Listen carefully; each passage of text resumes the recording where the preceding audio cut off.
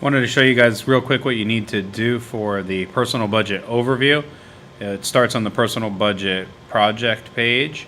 At the first line up top, you'll find a link to the overview. You may want to open it into a new tab.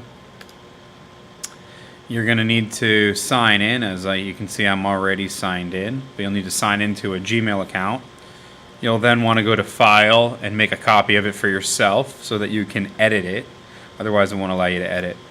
The first thing you'll want to do is to delete all these question marks and all these stars and stuff and put in your period number and then put in your name.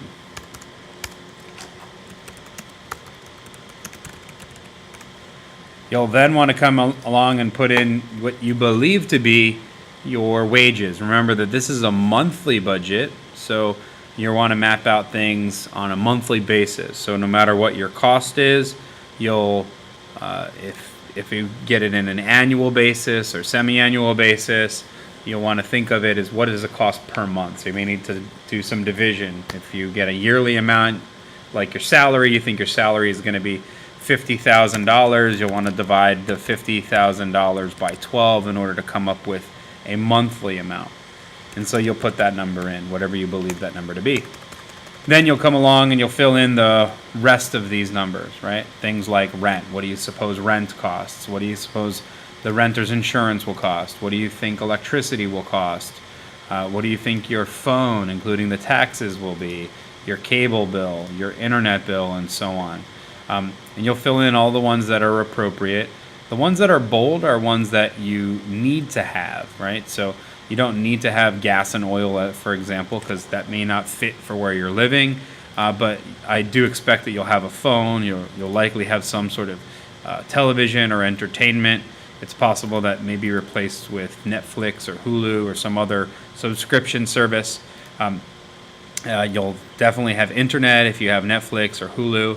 You'll need a car. You'll need to have car insurance and so on. So make sure you don't forget about at the end that you do have to put aside some funds for the federal income tax. If you have student loans, you may have a student loan payment. And so I want you to make a guess as to what each of these things are. For the purpose of this forecasting, it is okay to be over budget for the full project. You do need to do some research and find some proof for each of these numbers, as well as you can't be over budget for the actual project. When you're finished, when it comes time to print it, you want to go up to File here, not the file all the way at the top, but the file here. Go to File and then Print. You're going to want to make sure that you select Portrait so that this will all fit on one page. It should automatically say Fit to Width. You definitely want to make sure that you say Portrait. If you have it on Landscape, it will push it out onto 2 pages and make it a little harder to read. So put it on Portrait and then click Print. It'll come up with a PDF file so that you can then print that file. Hopefully that answers some of your questions.